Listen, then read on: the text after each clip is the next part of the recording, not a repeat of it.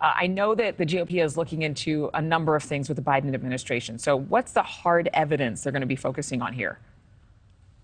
Well, I mean, some cases are full of evidence and they will be diving deep in thousands of documents and witness after witness. Some of it will be about bringing in a high value, high profile witness. So, for example, you can imagine in the Fauci case, what's the point of the Fauci hearing?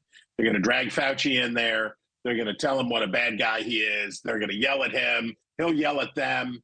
And that will be the point, right? The hearing itself, in a lot of these, the hearing itself is the point, because the goal, just as it was, and this is true every time you have a change of power, the goal is to inflict pain on the administration of the other party.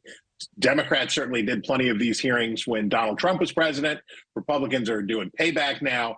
And I will let everybody know this is a infinite feedback loop that has gone on certainly as long as I have been covering politics. You know, is the GOP also fulfilling some sort of obligation to voters? I mean, just to prove or reiterate that they're not going to allow a double standard in Washington. And then the other question I have for you, if this turns out to be fruitless and they don't find enough hardcore evidence for any type of justification of investigation into President Biden, could it backfire for them in 2024?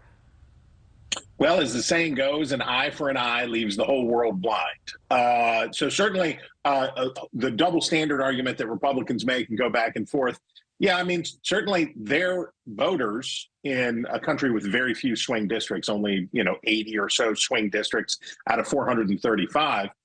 Republican voters do want to see pain inflicted on Joe Biden. They want to see political harm done to Joe Biden. They want to see his family embarrassed. They want to see Dr. Fauci humiliated. They do want all of those things. It is true. No question. However, and this is the interesting part, to reach persuadable voters and have a real effect beyond just sucking up to your base, you have to talk to those other people.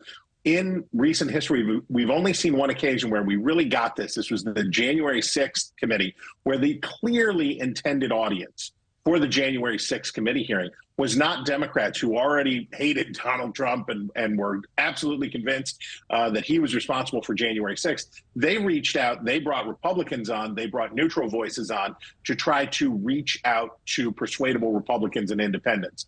As Republicans begin their bevy of inquests here, they have to think about who's your real audience. Is it just pleasing primary voters who brought you here, or are you trying to convince people? Are you trying to change minds? You know what, Chris, we're going to be watching. It would be really, really a sleeper to have wall-to-wall coverage like they did of the January 6th hearings with Hunter Biden or the COVID-19 handling, but we'll see if that happens. Thank you for watching. Go to newsnationnow.com to find NewsNation on your television provider. And don't forget to click the red subscribe button below to get more of NewsNation's fact-driven, unbiased coverage.